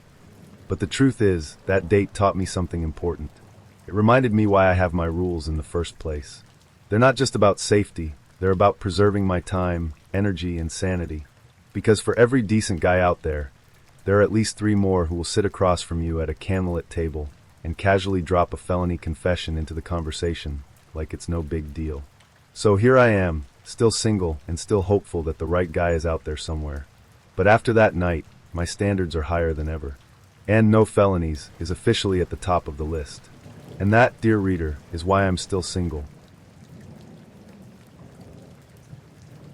When I was stationed at Nellis AFB in Las Vegas, I had my fair share of odd experiences, but one in particular stands out as a contender for the worst date ever. Not just a bad date, but one of those epic disasters you tell people about for years, usually accompanied by disbelief, laughter, and the inevitable question, did that really happen? It all started with a coworker. Let's call him Tim. Tim wasn't particularly remarkable, nice enough on the surface, but nothing that screamed, "This guy will be a great date." One day, out of the blue, he asked if I'd help him shop for furniture for his new place. He said he needed a woman's opinion to make sure his apartment didn't look like a bachelor's disaster zone. Seemed reasonable enough. Plus, he added, "To thank you for taking the time, I'll buy you dinner." It didn't sound like a date so much as a favor between co-workers, and I figured, why not? Big mistake. The plan was simple. Meet at his place, hop in his car, go to the furniture store, and grab dinner afterward. I didn't expect anything glamorous. This was Tim, after all. But I also didn't expect it to devolve into an evening of unparalleled awkwardness. I showed up at his place at the agreed-upon time. His apartment was sparse. He wasn't kidding when he said he needed furniture. It was essentially a mattress on the floor, a couple of mismatched kitchen stools, and a pile of boxes. He greeted me with a grin, ushered me into his car, and we headed off to the furniture store. Here's where the fun began. At first, it seemed fine. We wandered through the aisles, and he asked for my opinion on various items. "What do you think of this couch?" he'd say, gesturing to a reasonably stylish option. "It's nice," I'd reply. "I like the color and the size. It would fit your space well." Tim would immediately launch into a detailed critique, pointing out every possible flaw. "Nah, the legs look flimsy. The material feels cheap. It's way overpriced." He'd shake his head dismissively. "You don't really think that's a good couch, do you?" At first, I thought maybe he was just particular, but it kept happening. Every piece of furniture I suggested, every table, chair, lamp, or coffee table, was met with the same routine. He'd ask for my opinion, I'd give it, and he'd tell me why I was wrong. I started to feel like I was part of some weird furniture shopping interrogation. By the end of the 2-hour ordeal, I wasn't sure if he wanted help decorating his apartment or if he just enjoyed criticizing me. Eventually, we left the store empty-handed. Not a single purchase. Not even a throw pillow. As we got back into his car, I started to wonder if this dinner he'd promised me would be worth the trouble. Spoiler alert, it wasn't. On the way back to his place, he stopped at a Kentucky Fried Chicken. Not exactly the candlelit dinner I'd imagined, but I told myself to roll with it. Maybe he had a thing for fried chicken. I stayed in the car while he went inside, and when he returned, he was carrying a bucket of chicken. Just the chicken. No sides, no drinks, not even a biscuit. "Dinner is served," he said with a grin. Back at his place, we sat at the kitchen counter. Well, I sat on one of the mismatched stools while he leaned against the counter. There was no table, no plates, and no napkins. Just the two of us eating greasy chicken straight out of the bucket. I felt like I'd stumbled into a low-budget sitcom. Still, I tried to stay polite. It wasn't exactly the evening I'd envisioned, but maybe it would make for a funny story later. As I gnawed on a drumstick, I noticed Tim watching me with an odd expression. It wasn't long before he made his move. "Well," he said, brushing his hands on his pants, "I guess it's time for bed." I stared at him, unsure if I'd heard correctly. "What?" "Bed," he repeated matter-of-factly. "You know, sleeping arrangements. We can use the mattress on the floor." I blinked, trying to process what was happening. Was he serious? Did he really think this greasy chicken picnic was going to lead to that? "I think I'll pass," I said, setting the drumstick back in the bucket and grabbing my purse. "Thanks for dinner, though." His face fell. "Wait, you're leaving?" "Yes," I said firmly. "I think I've had enough for one night." Tim looked genuinely insulted, as though I'd just rejected a 5-star meal and a stay at the Ritz. "But I thought we had a connection." "A connection?" I repeated, incredulous. "Tim, you spent 2 hours telling me why all my furniture suggestions were wrong, bought a bucket of chicken for dinner, and then suggested we share a mattress on the floor. What part of this evening felt like a connection?" He sputtered something about misunderstanding and how I wasn't giving him a chance, but I was already halfway to the door. I didn't even bother with a polite goodbye. The worst part? I had to see him at work every day for the next 5 years. Every time I passed him in the hallway or sat across from him in a meeting, I was reminded of that awkward evening. He never brought it up, and neither did I, but the memory of that bucket of chicken haunted me every time I smelled fried food. Looking back, I can laugh about it. At the time, it was infuriating, but now it's one of those stories you tell your friends when they complain about a bad date. "Oh, you think that was bad? Let me tell you about Tim and the bucket of chicken." The whole experience taught me a few things. First, never agree to a date that involves shopping for furniture unless you're absolutely sure the other person isn't secretly using it as a test of your patience. Second, always have an exit strategy. And third, some people just have no idea what a proper date looks like. To this day, I don't know what Tim was thinking. Maybe he really thought he was being charming. Maybe he genuinely believed KFC and a mattress on the floor were the keys to romance. Or maybe he was just clueless. Whatever the case, I learned my lesson. So here's to Tim, the man who turned furniture shopping and fried chicken into one of the most hilariously awkward evenings of my life. May he one day figure out why that date didn't end the way he'd hoped. I have sex with men to steal their power. I felt sick to my stomach. At first she seemed like a normal, although quirky, but I'm quirky too, fellow college student. I was going to a small liberal arts college studded with orange trees in beautiful Southern California. I had been semi-involved with her before, after she came up to me sophomore year and said, "I like your energy, let's be friends." But when I didn't go farther than making out, she lost interest. Then I got elected to a student government position, and for the first time in months she was in my room, saying, "You were so inspiring, it was very sexy." Oh, thanks. I never thought of myself as sexy. I was always more of a theater geek and bookworm. But I guess I had grown up a bit since my awkward, 100 pounds high school days. Why not just have sex? It's no big deal, right? I mean, see if it feels good. I couldn't say no to that. I mean, I could have, but how do you say no to that? She was cute. I liked her. So we did. It was okay. Maybe normal at first. But after having sex for a while, maybe I didn't come soon enough, she straddled me, began thrusting hard, and started screaming. Finish, finish, finish. It was disorienting. But I was new to sex, so I thought, maybe this is the way it is? But it just didn't sit well with me. Just felt like something that I thought was innocent or intimate just took a weird turn. But then maybe I was just a prude. I didn't know how to say no to her, so when she would come over we would have sex, but I never came with her again. Not until my friend invited me to a sexual harassment seminar. So I went. And the professor, she was very captivating, very powerful speaker. She basically said, if you're having sex with someone and you don't feel comfortable about it, that's rape. I was like, whoa, because I didn't know it was okay to say no to someone you'd willingly had sex with. But it was really weirding me out that I would get back to my dorm room from class, and there she'd be, sitting at my desk in my room reading my journals. I know, I'm a guy and I write in a journal. Whatever, I've been writing my dreams and thoughts down since I was a kid. And it just didn't feel right. But she would pass it off like, we're having sex, you're not allowed to have any boundaries from me. So it was one of those days where I come home and she's there looking through my stuff. I'm fascinated by you. I just want to know all about your life. And she saw one of my books on Hermeticism, and she was just like, oh, are you studying this? I'm practicing a sect of Gnosticism, where I have sex with men to steal their power. What? Yeah, there's a lot of energy in semen. Is that why you're not finishing when you're with me? I lead her out of my room, but now I had gone to the sexual harassment seminar. I knew it was okay to say no to someone if you didn't feel comfortable having sex with them. But she wasn't having it. Why not? It feels good, doesn't it? I feel good, don't I? Well, physically yes, but I just don't feel safe with you. But at least we can just have sex. No, I don't want to have sex with you anymore. But why not if it feels good? It went back and forth like that for a while. She just didn't seem to get it. She kept pushing, and I really thought I must be being crazy because here was a cute girl that wanted to have sex with me. That was challenging me about not having sex with her again. Because I feel like you raped me. I don't know why I said that.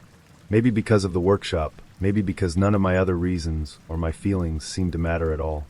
It was like talking to a wall. Can we at least be friends? No, I don't feel safe with you. About 6 weeks later, I woke up having sex with her. And finishing.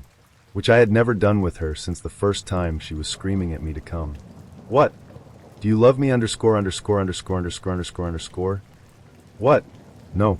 It's hard to jump into a conversation while the night and the world is swirling around you, and what might have been a bad dream is suddenly resolving itself into the real, and you're looking down on yourself that should have been sleeping alone, but is instead in bed with someone you thought you would never have to interact with again, and you're having some kind of zombie sex. But what if I was pregnant with your child? That's scary. I kicked her out of my room. I got pissed at my roommate for letting her in while I was asleep, but he didn't know any better. Anytime a girl wants to have sex with, I mean, you're a guy, right? That's a good thing. She kept coming to my room telling me she had something to show me. I kept just closing the door. It was like I wasn't allowed to have any boundaries. Like nothing I said mattered, but what she wanted. But at the very least, as long as I was awake, I could tell her to get the fuck away from me. Fine, have it your way. A few weeks later, everyone in our very small school was looking at me funny. The halls of my building were plastered with "No means no" posters. A kid I knew from one of my classes came up to me, fuming. Rapist. What? I quickly found out that's what she had been trying to show me all those weeks. She had put a piece in the school paper saying that she had said no, that she had been raped. My friend, a feminist that I really trusted and believed was a good sounding board, told me that women were constantly being violated, that maybe I just didn't understand, but that I needed to talk to her and make things right. Not one person asked me what I experienced. Once the accusation was out, I was evil number one, unworthy of listening to. And I had nothing to say. Her whole thing, it was just so gross and disgusting. I didn't feel like sharing any of it. I just didn't have the energy to have to share something that most people were completely unwilling to even consider because, hey, this is a liberal arts college. The white male-dominant patriarchy is bad, and women are victims, and anything that happens, it's your fault, because you must have been horny and lost control of yourself. The school was unwilling to do anything. I asked them about judicial counsel. They literally told me that no matter what the chances were almost nil, they would ever side with a male student because of the climate on campus. Anyhow, I finally asked her why she did it, why she created this whole shame campaign against me. I wanted to feel powerful. She said, "That is the creepiest thing anyone has ever done to me." P.S. Years later, at a reunion, her friends teased me about how they had gotten away with slander and sexual assault on me. They were proud of themselves. It was part of their empowerment. There are bad dates, there are awkward dates, and then there are dates that leave you questioning your life choices, your sanity, and possibly your safety. This was one of those. It all started innocently enough. I met her online, a goth girl with a striking profile. She had this mysterious, almost ethereal vibe that I couldn't resist. Her photos had an artistic, darkly romantic quality to them, and her messages were witty and intriguing. We'd exchanged a lot of back and forths, and I thought, why not? She seemed cool, interesting, and different. A little different can be exciting, right? So, we arranged to meet in person. The date itself was surprisingly normal. She was gorgeous, with striking dark eyeliner, a black velvet dress, and an energy that was both alluring and a little intimidating. We talked about music, literature, and her love for the macabre. Think Edgar Allan Poe and old horror films. Nothing seemed out of the ordinary, though she did have a knack for bringing up topics like death and decay with an ease that most people reserve for discussing the weather. After dinner, she suggested we head back to her place. I hesitated for a moment. She lived in the countryside, and the thought of navigating dark, unfamiliar roads wasn't exactly appealing. But I didn't want to seem rude or uninterested, and honestly, I was intrigued.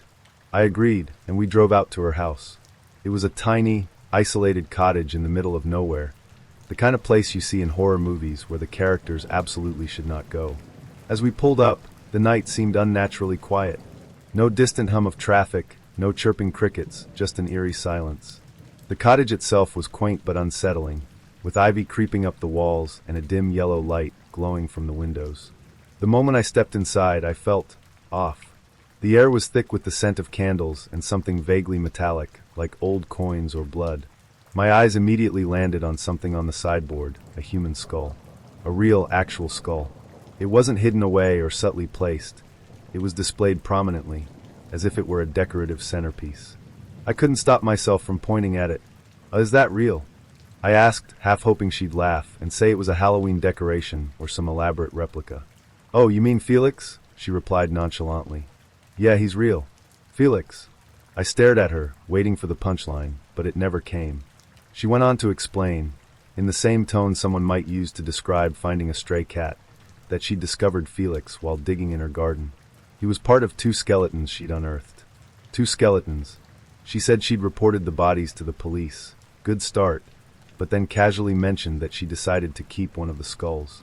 Just decided to keep it. I didn't even know how to respond. I nodded dumbly, as if keeping one of the skulls was a perfectly normal, everyday decision. My mind raced with questions. Was this legal? Who were the skeletons? Why was Felix just sitting there on a sideboard instead of being studied by forensic experts or buried properly? Before I could voice any of this, she changed the subject. "Come on, I'll show you the rest of the house," she said, taking my hand and leading me deeper into what I was starting to think of as the House of Horrors. Her bedroom was next. At first glance, it seemed normal enough. Lots of black fabrics, heavy curtains, and shelves lined with books and trinkets. But as I looked closer, I realized those shelves held more than just books. On display were jars. Dozens of jars, each containing something pickled. I moved closer, trying to make sense of what I was seeing. One jar held what looked like a baby rabbit, perfectly preserved in murky liquid. Another contained a lizard, its small body suspended like some bizarre science experiment. Then there were the organs. One jar held something that looked suspiciously like a brain. Another held, I don't even know what, something pink and fleshy, twisted in a way that made my stomach churn. "Wow, you've got quite the collection," I said, my voice shaky as I tried to keep it together. She beamed, clearly proud. "Yeah, I like to preserve things," she said, as though she were talking about scrapbooking or collecting stamps. "There's something so beautiful about decay, don't you think?" "Beautiful. About decay." I nodded slowly, my fight-or-flight instincts kicking in. By now, I wasn't just uncomfortable. I was genuinely on edge. My mind kept going back to Felix.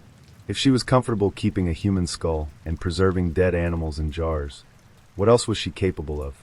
I scanned the room, half expecting to see a cauldron bubbling in the corner or a trapdoor leading to a basement full of skeletons.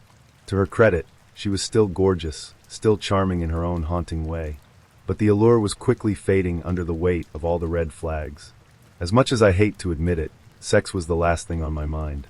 I wasn't thinking about romance or chemistry anymore. I was thinking about escape routes. I mumbled something about having an early morning, feigning a yawn for good measure. I should probably get going, I said, edging toward the door. Her face fell, but she didn't argue. Okay, she said softly, walking me back to the front door. As I stepped outside into the cool night air, I felt an overwhelming sense of relief. But it wasn't until I was back in my car, speeding down the dark country roads toward the city, that I truly exhaled.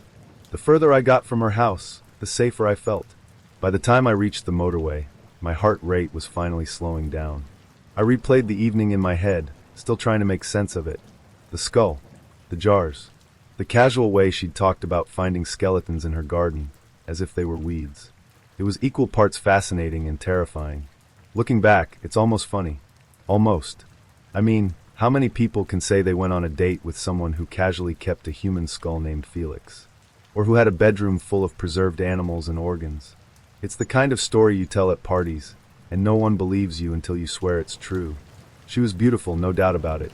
But beauty only goes so far when you're sitting in someone's house wondering if you'll end up as part of their collection. To this day, I don't remember the excuse I used to get out of there, but I do remember the overwhelming sense of relief as I drove away. Maybe she was harmless. Maybe it was all just a quirky, goth aesthetic taken to the extreme. But I wasn't about to stick around and find out. Some dates end in romance. Some dates end in disaster. And then there are dates like this, dates that leave you questioning everything, from your taste in women to your survival instincts. And no, I never saw her again. In January 2022, I decided to dip my toes back into the world of online dating. It wasn't an easy decision. I was nervous, hesitant, and honestly a little skeptical about whether I'd find anything worthwhile. Still, I decided to give it a try, figuring I had nothing to lose. That's how I ended up on ourtime.com, a dating site geared toward people like me, older, wiser, and maybe a little bruised from love but still hopeful. It didn't take long before I connected with a man who seemed almost too good to be true. He lived in Flagstaff, Arizona, just 80 miles away from me, a town I visited regularly. He was charming, attentive, and full of compliments. "You're beautiful," he'd say. "I can't stop looking at your smile." Flattery is an easy way to catch someone's attention, and it worked on me. The conversation started out lighthearted and fun. He'd tell me about his travels for work, his love for the outdoors, and the life he'd built for himself. Within a week, we were talking for hours every day. 4 or 5 hours would slip by as we shared stories, dreams, and even personal struggles. It felt nice to have someone so invested in getting to know me. After years of feeling unseen, I felt special again. He had this way of making me feel like I was the only person in the world that mattered. That kind of connection, whether real or manufactured, can be intoxicating. When he mentioned marriage during our 4th week of talking, I was taken aback. I remember laughing nervously and asking, "Don't you think it's a little soon for that?" But he was insistent. "When you know," he said. "I've never felt this way about anyone before." It was flattering, sure, but it also raised a red flag. We hadn't even met in person yet. I'd offered to drive to Flagstaff more than once, but every time, he was conveniently away on business. Still, I pushed my doubts aside. He had an explanation for everything, and when I'd Google the details he gave me, they always checked out, or at least came close enough to feel plausible. For a while, I let myself believe in the fantasy. I thought, maybe this is what real love feels like, sweeping, all-consuming, and a little chaotic. But deep down, I knew something didn't feel right. Then one morning, I woke up to an email from him. It wasn't his usual sweet message wishing me good morning. This one was different. He was asking me for $8,000. My heart sank. The story he gave me was elaborate. He was overseas for work, and something had gone wrong. An emergency he couldn't get out of without my help. He was desperate, sick, and pleading with me to save him so he could come home to me. At first, I thought it might be a misunderstanding. Surely he wasn't serious. But he was. I told him no. Immediately, firmly. I can't help you, I said, feeling a pang of guilt even though I knew I was doing the right thing. He didn't take it well. He cried, telling me how much he was suffering and how I was his only hope. If you loved me, you'd help me, he said. Those words stung, even though I knew they were manipulative. He piled on the guilt, reminding me of all the hours we'd spent talking, the connection we'd built, the promises we'd made to each other. He painted a picture of himself as a broken man, just trying to get back to the woman he loved. For a moment, I almost caved. Almost. But something inside me snapped. I realized I didn't really know this man. I'd never met him in person. All I had were words on a screen and a voice on the phone. The idea of sending him that kind of money suddenly felt absurd. We went back and forth for a few more weeks, him pleading and me standing my ground. Eventually I ended it. I blocked his number, his email, and any other way he could contact me. It hurt, but it was also a relief. The fantasy he'd spun was just that, a fantasy, and I wasn't going to let myself be part of it anymore. After that, I swore off online dating. I told myself it wasn't worth the risk, that I'd rather be alone than go through something like that again. But deep down, I still wanted what he'd pretended to offer: real love, connection, and companionship. About a year later, I decided to give it one more shot. I signed up for another dating app, this time with more caution and less blind hope. That's when I met Norm. Norm was different from the start. He wasn't flashy or overly complimentary. He was steady, kind, and warm. Our conversations felt natural, like catching up with an old friend. I was hesitant at first, still shaken by my experience with the scammer, but Norm was patient. He didn't rush me or push me into anything. We took things slow, and I appreciated that. I still remember the first time we talked on the phone. His voice was calm and reassuring, and he said something that stuck with me. I feel like I've known you forever. It was such a simple thing to say, but it felt genuine. A few months later, we decided to meet in person. Norm lived in another state, so I flew up to spend Thanksgiving with him and his family. That weekend, he proposed. It felt sudden, but it also felt right. Unlike the previous year's whirlwind fantasy, this was grounded in reality. I'd met his family, shared meals with them, and seen firsthand the kind of man he was. I flew back home after Thanksgiving, but a few weeks later, I returned to spend Christmas with him, his adult children, and his grandchildren.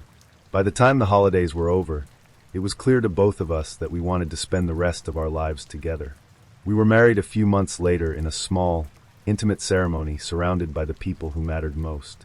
Looking back, my experience with the scammer taught me some valuable lessons.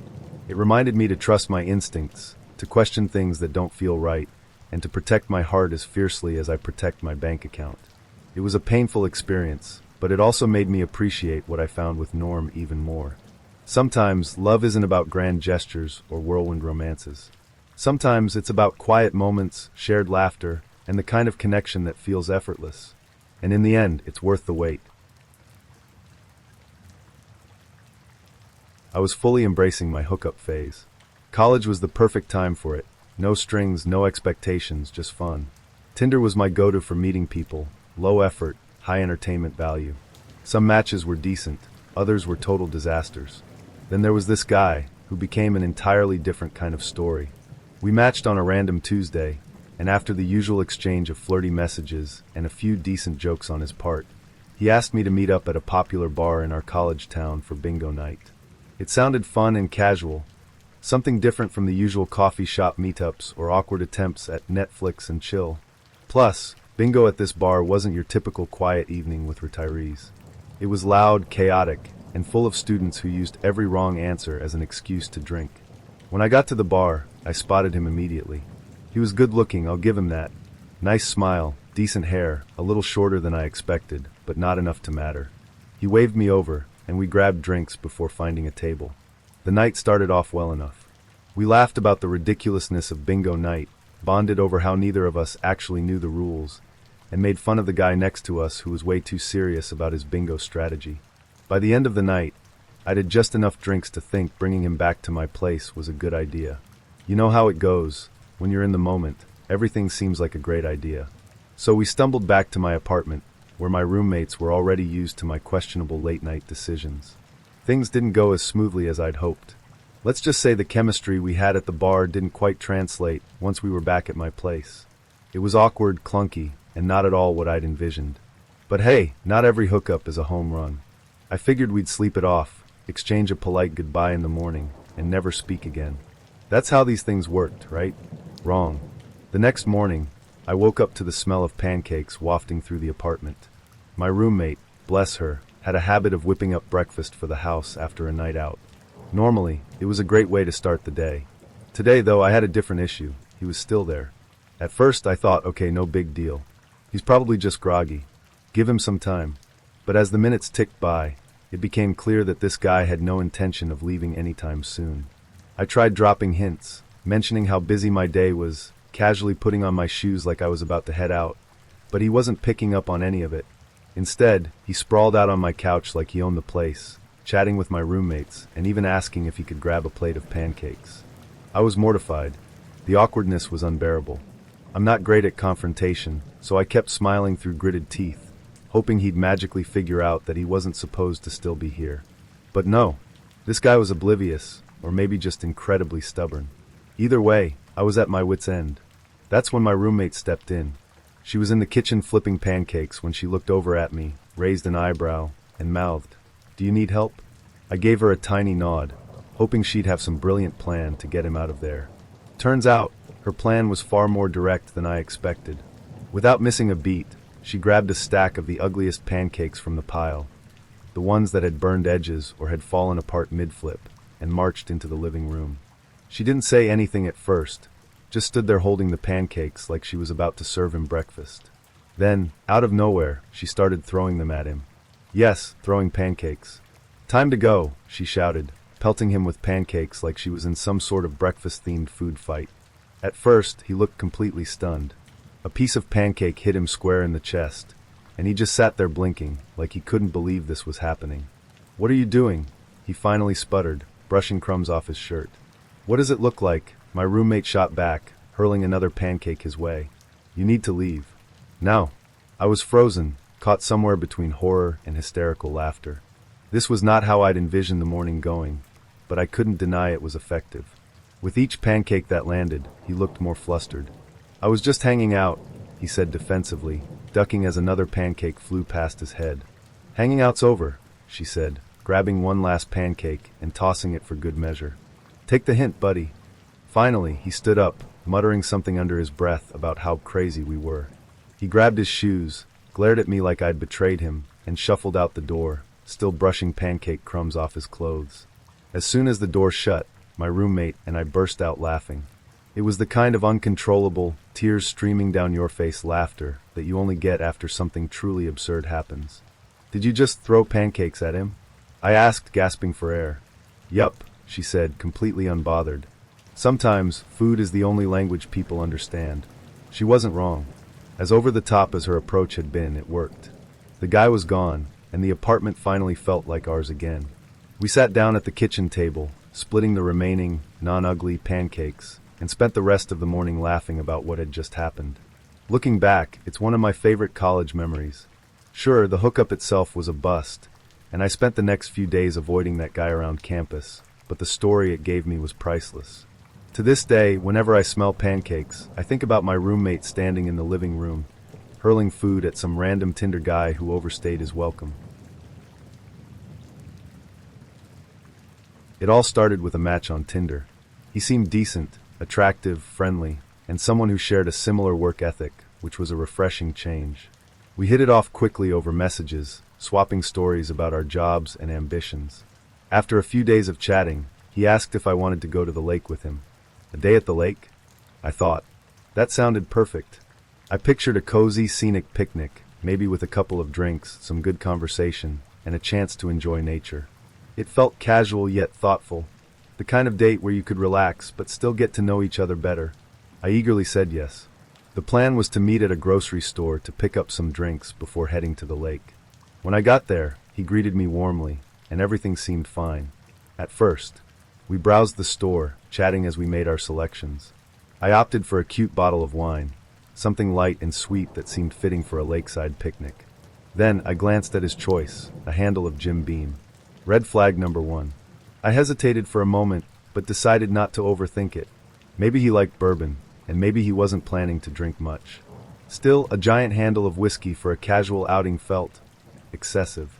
We got to the checkout line, and that's when red flag number 2 reared its head. His card was declined. He didn't seem particularly embarrassed, though, just mildly annoyed. "Try it again," he told the cashier, not asked, but told, in a way that felt a little off. When it failed again, he pulled out a second card and tried that. It worked, and we walked out with our drinks, but the whole interaction left a sour taste in my mouth. It wasn't the declined card that bothered me as much as his attitude. As we exited the store, I told him what my car looked like so we could head to the lake. That's when he said, almost casually, "I'm the truck with the boat." The truck with the boat? My stomach dropped. There had been no mention of a boat in our plans. I'm not someone who enjoys being out of control, and the thought of getting on a boat with a guy I'd just met, on a first date no less, immediately made me anxious. When we got to the lake, and I saw the speedboat hitched to the back of his truck, I tried to stay calm. I asked, trying to keep my tone light, "Oh, I didn't know you were bringing your boat." He shrugged, looking unbothered. "Yeah, I didn't know either, until today." Red flag number 3. At that point, I was on high alert. Everything about this felt reckless. He hadn't planned this out, he hadn't communicated with me, and now he was expecting me to climb into a speedboat on a lake where cell service was spotty at best, with someone I barely knew. I told him, as politely as I could, that boats made me nervous and I didn't feel comfortable going out on the water. Instead of listening or trying to reassure me, he brushed off my concerns, acting like I was overreacting. "We'll just drive around a bit, then," he said dismissively, as if I were a child afraid of the dark. So we drove around the lake in silence. The scenic charm I'd imagined was completely overshadowed by my growing discomfort. I felt trapped in this awkward situation, unable to relax or enjoy myself. He didn't make much effort to talk or connect, and the tension between us hung heavy in the air.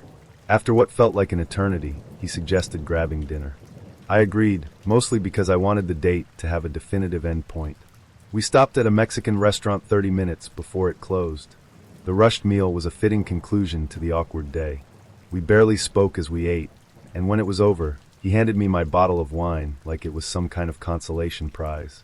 I drove home that night knowing I'd never see him again. Needless to say, it was one of the most uncomfortable dates I've ever been on. The lack of communication, the red flags, the way he dismissed my feelings, it was all just too much. I never reached out to him again, and thankfully, he didn't try to contact me either. The whole experience left me questioning whether Tinder, or online dating in general, was even worth the hassle. But as it turns out, sometimes you just have to wade through a few bad dates to find the good ones. A few months after that fiasco, I matched with someone else on Tinder, a woman this time. We connected immediately, but in a completely different way. There were no grandiose plans or impulsive suggestions. Instead, we bonded over our shared sense of humor, our love for the same TV shows, and the easy flow of conversation. She was kind, thoughtful, and patient in a way that felt refreshing after my previous experiences. At first, we were just friends. I was still healing from a difficult breakup, and I wasn't sure if I was ready for something serious. She seemed to understand that, giving me the space I needed, while still showing genuine interest in getting to know me. There were moments when I thought our conversations might fizzle out. She even admitted later that she thought we had dry conversations at first, but something kept pulling us back to each other. 2 months after we first matched, we reconnected. This time, it felt different. I was ready to open up, and she was willing to meet me where I was. Slowly but surely, my walls came down.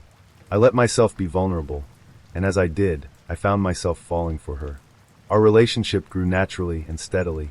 There were no rushed plans, no red flags, just a deepening connection built on trust and mutual respect. When she pursued me, even when I was still figuring out what I wanted, it showed me how serious she was about us.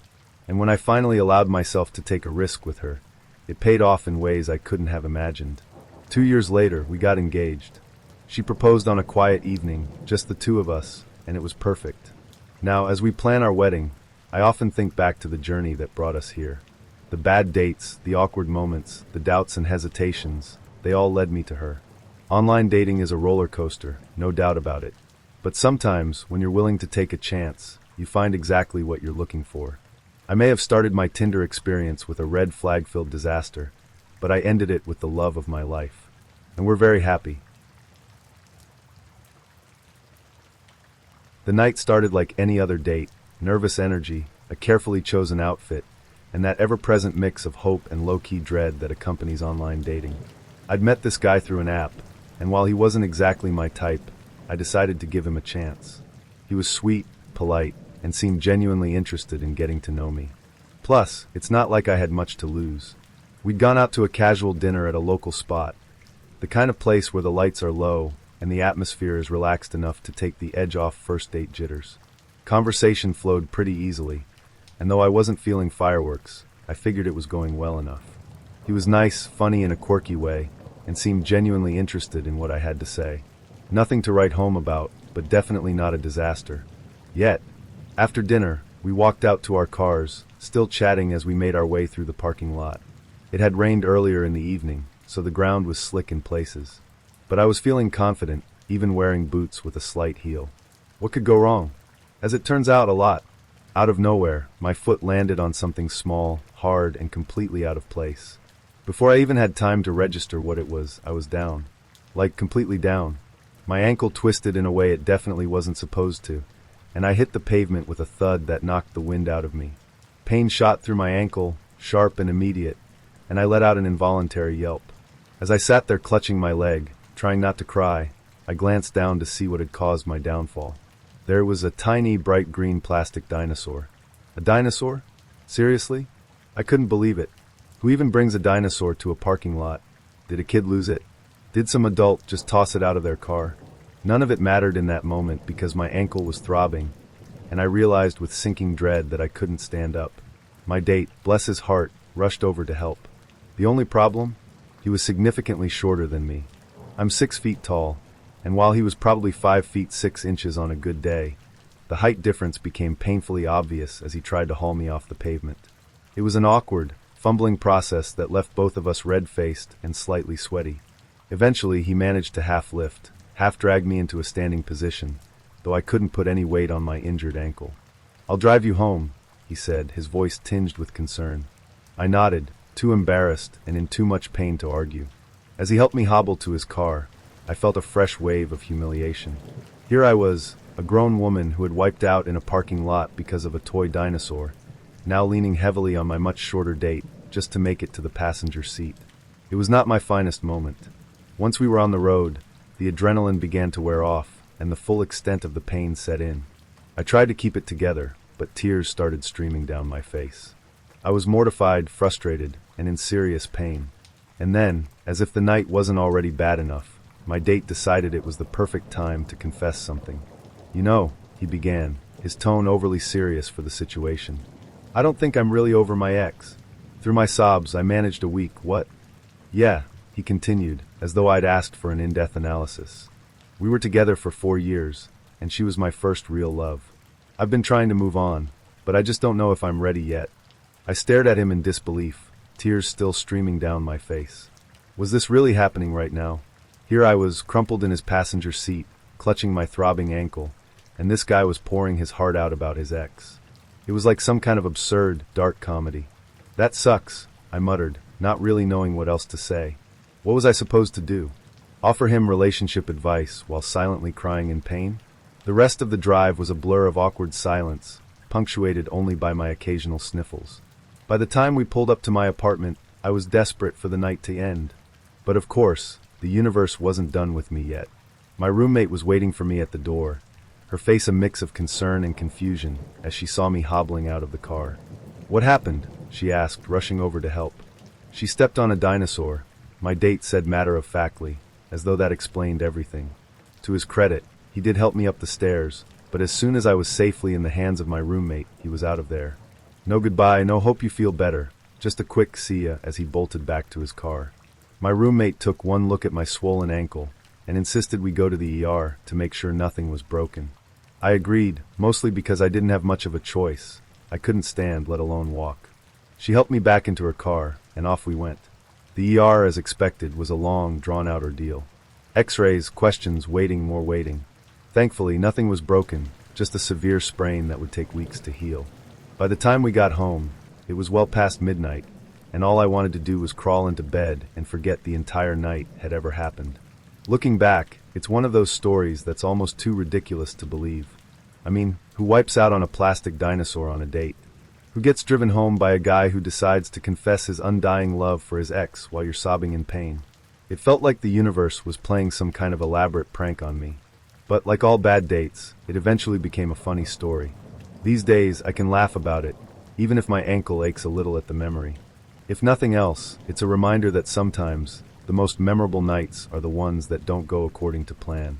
And as for that guy, we never spoke again. Probably for the best. For starters, the date was doomed from the moment I got into his car. He greeted me with a grin that seemed charming enough, until I noticed him reach into the door pocket and pull out a half-empty can of White Claw. Without hesitation, he cracked it open, took a sip, and started driving. I sat there, stunned, wondering if this was his idea of casual multitasking, or if I'd just signed up for a front-row seat to a future DUI. Long day? I asked, half joking, though I was already regretting agreeing to this date. Something like that, he replied, taking another sip like we were on a lazy Sunday picnic and not in a moving vehicle. It was such a weird start to the evening that I wasn't sure how to react. I mentally added drinking while driving to my growing list of red flags, but figured I'd see how dinner went before completely writing him off. Spoiler alert, it didn't get better. As we drove, he started talking about his ex, always a great topic for a first date. At first, I thought it might just be a passing mention, but oh no, this was a full-on deep dive. I'm still in love with her, he admitted. Glancing at me like this was a perfectly normal thing to say to someone you're trying to impress. Oh, I said, unsure how to respond. That's a lot to unpack. It is, he agreed, completely missing the edge in my voice. And then, as if the situation wasn't already awkward enough, he dropped the real bombshell. But, I cheated on her, with like 30 people. I choked on my own spit. 30? Yeah, he said, shrugging like it was no big deal. It just kind of happened. At this point, I was staring at him in disbelief, wondering if I was being punked. Who admits that on a first date? And not just the cheating, but the sheer scale of it? 30 people? That's not just a mistake, that's a lifestyle. And get this, he continued, clearly unaware of how horrified I was. While I was cheating on her, I tried to convert to Mormonism for her. She was super religious, and I thought it would help us get closer. I blinked at him, trying to wrap my head around the logic. You tried to become Mormon while you were actively cheating on her? Yeah, he said, laughing a little like it was some hilarious inside joke. Obviously, it didn't work out. Obviously, I echoed, at a complete loss for words. I stared out the window, hoping dinner would be quick so I could escape this train wreck of a date. By the time we arrived at the restaurant, I had already decided this guy wasn't just waving red flags. He was practically constructing a circus tent with them. But being the overly polite person I am, I figured I'd power through the meal and make a graceful exit afterward. At dinner, the conversation shifted slightly, though it didn't get any less bizarre. I decided to bring up his job, which he'd listed on his dating profile as a nurse. So, how long have you been in nursing? I asked, hoping for a relatively normal answer. Oh, I'm not a nurse, he said casually, stabbing at his food. I just put that on my profile because it sounds better than what I actually do. I raised an eyebrow. And what do you actually do? I'm more of a wholesaler, he said, hesitating slightly. A wholesaler? I repeated, confused. Yeah, like with pharmaceuticals, he clarified, leaning back in his chair like this was a perfectly legitimate career path. I sell them in bulk. It took me a second to process what he was saying. You're a drug dealer? Not like that, he said quickly. It's more professional. I sell to people who sell to other people. Uh-huh, I said, trying not to laugh out loud at the mental gymnastics he was doing to justify his career. So not only was this guy drinking while driving, still in love with his ex, a serial cheater, and a failed Mormon, but he was also apparently a wholesale drug dealer. Fantastic. The rest of the dinner was a blur of awkward small talk, and me silently wondering how much longer I had to endure this before I could go home. Every time he opened his mouth, I braced myself for another ridiculous confession, half expecting him to casually mention that he was also a secret agent or that he once accidentally started a cult. Finally, the meal ended, and I was free to leave.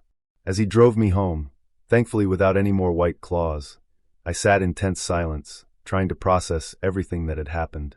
When we pulled up to my place, he leaned over, clearly expecting a kiss. I gave him a quick, awkward pat on the shoulder and bolted out of the car. As I walked into my apartment, I couldn't help but laugh. The whole experience had been so absurd that it felt like a scene from a bad rom-com. I immediately called my best friend to recap the evening, and we spent the next hour laughing until we cried. Looking back, it's one of those dates that makes you appreciate how bad things could be. Sure, dating can be frustrating and weird, but at least now I have a story that trumps most people's bad date tales. If nothing else, it was a lesson in trusting my gut and maybe avoiding guys who keep half-empty white claws in their car doors. Needless to say, there wasn't a second date.